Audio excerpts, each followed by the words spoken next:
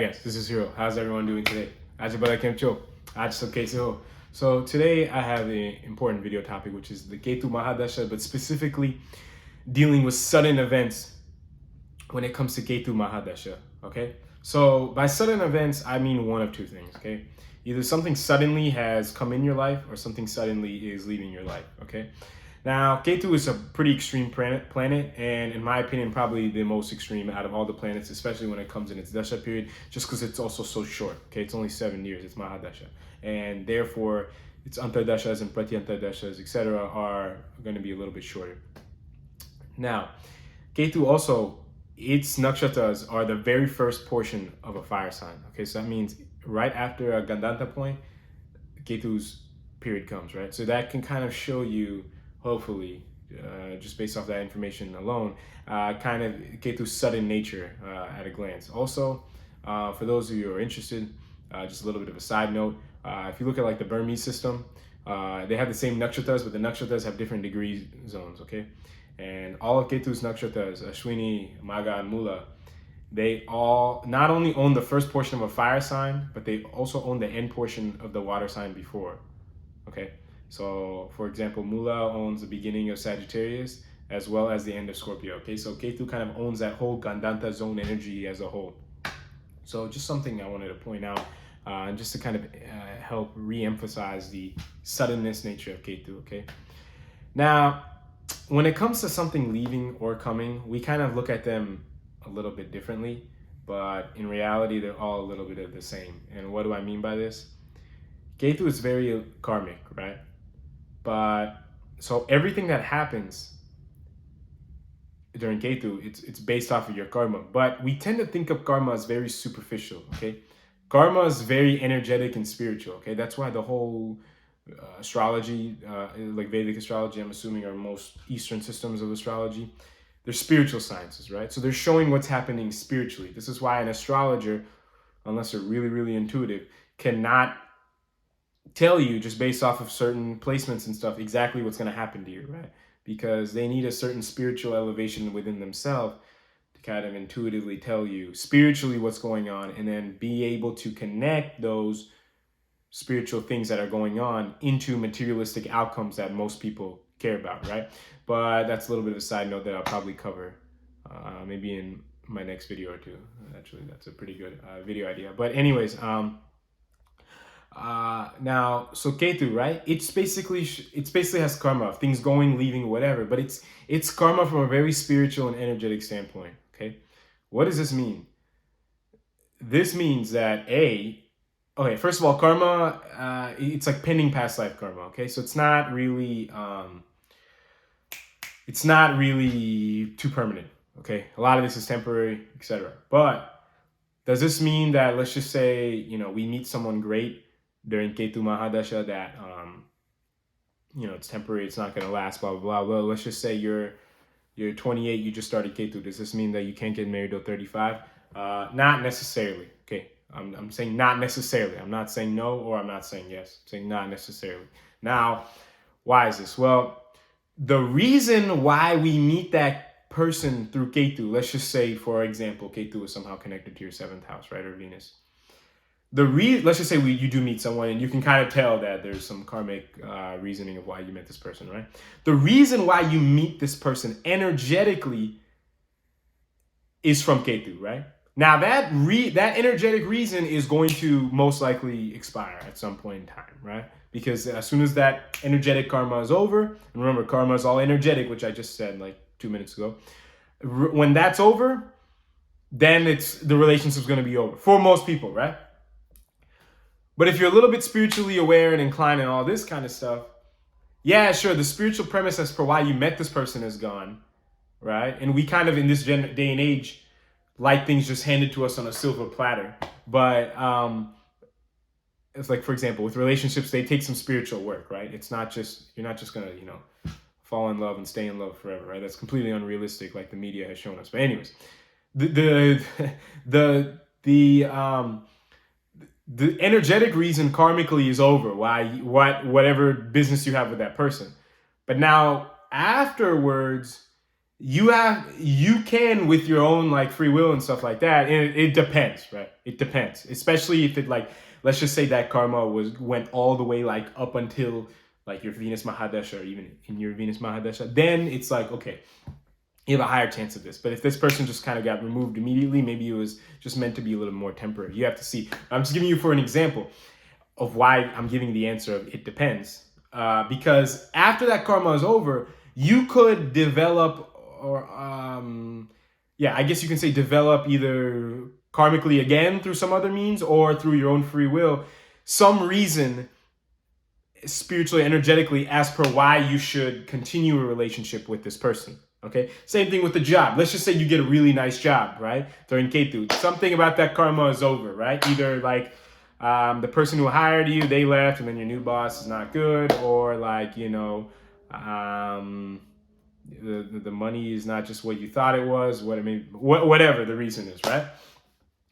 You could stay. Let's just say either A, karma, some other karma could be there to like keep you there, or B, you could use your free will to kind of develop,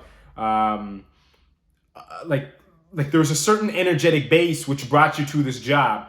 Now you just have to have on your own develop a base as per why you should keep this job, but it's not going to happen just automatically on its own karmically like it did in Ketu. Okay, so I just want to make that clear. When something, usually whenever we meet people or get a new job, whatever, when things energetically change about that person or job, we kind of tend to coin it like, oh, you know, it's not the same, blah blah blah. We're not used to change. Okay, when we want things to change, like for example with the person, we just find a new person. I mean, that's just kind of like the modern way of thinking, even though it's not exactly the best spiritually. That's just kind of the modern way of thinking. But basically what I want you to be aware of is that, okay, yeah, we need to detach from that energetic base we had with that person before, but now we need to, on our own free will, we can develop a new base. I'll give you an example. Let's just say during Ketu, I'll give you two examples actually. One is like, they're both a little bit different. Let's just say you're married, okay? Ketu can throw you a distraction, right? Let's just say you had some really good, not really good, past life karma with someone else, right? They coming in. You can have the understanding and awareness of knowing that, hey, this karma, yeah, I have this little gift if I want it, but it's all temporary, okay? Maybe let's just say you're forced to interact with this person. Let's just say they're your coworker or something like that. But you don't necessarily have to, you know, leave your spouse and, you know, run away with this person. I'm not saying that, because let's just say, for example, Ketu, the reason why they put this person in your life is for some lustful reason, right?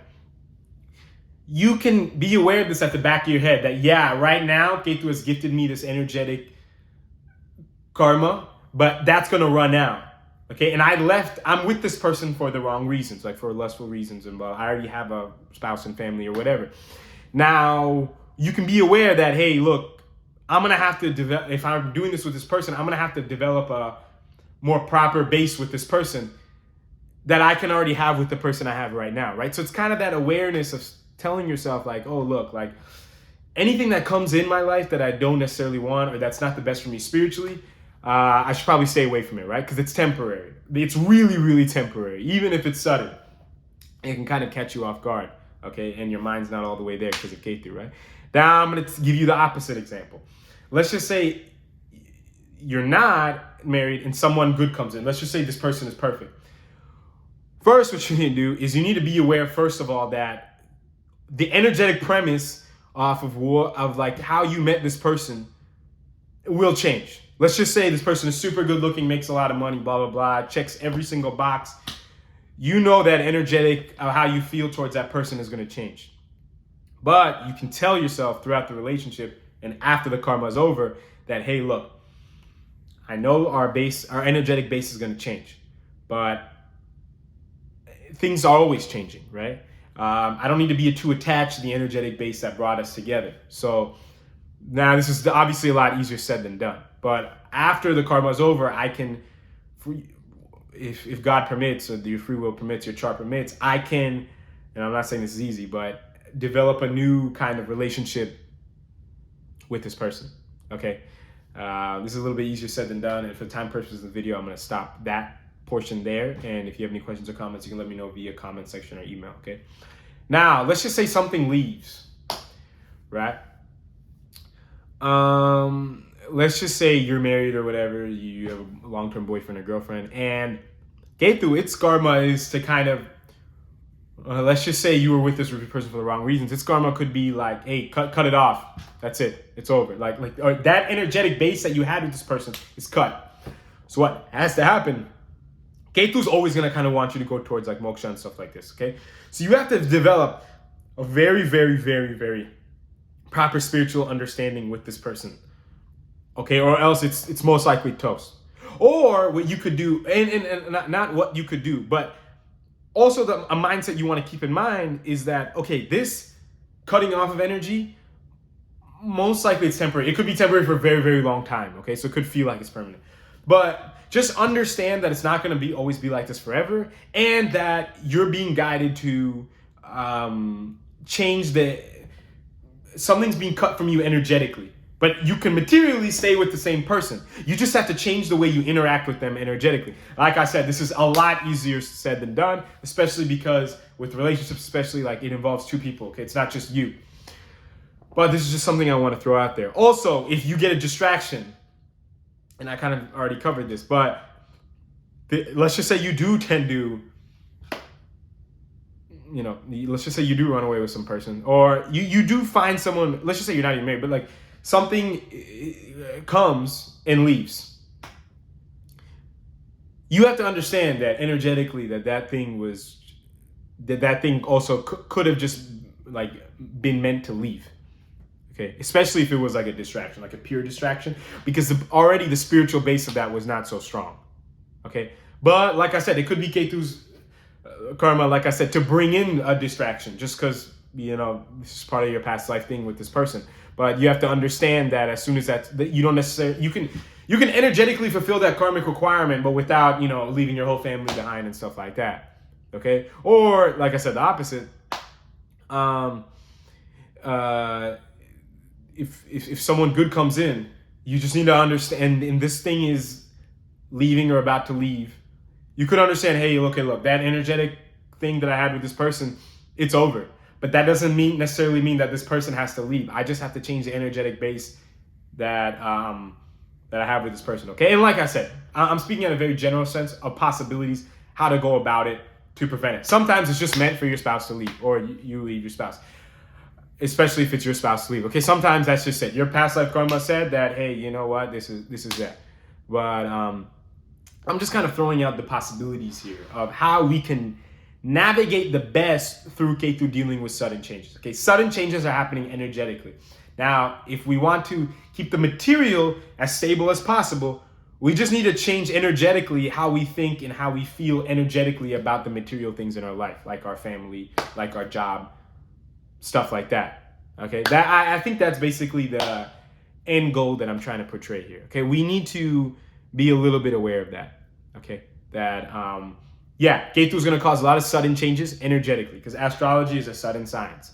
But materially, sometimes we have no choice. Sometimes even that spiritual energy is just so deep that it will cut you off materially from certain things. But if we want to keep certain things materially, and karma or God, whatever permits enough, we can keep those things, but we most likely are going to have to change energetically of how we feel or think or energetically connect with certain people.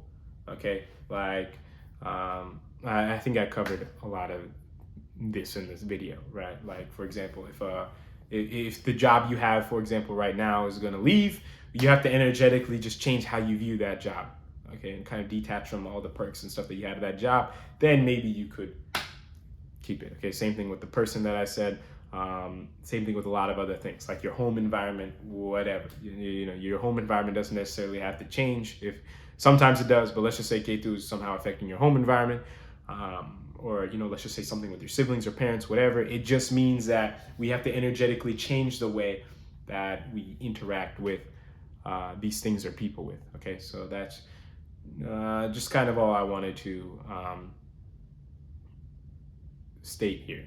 Okay, so I think that's it. If you have any questions or comments, you can let me know via comment section or email. And until next time, I'll talk to everyone later. Thank you very much for watching.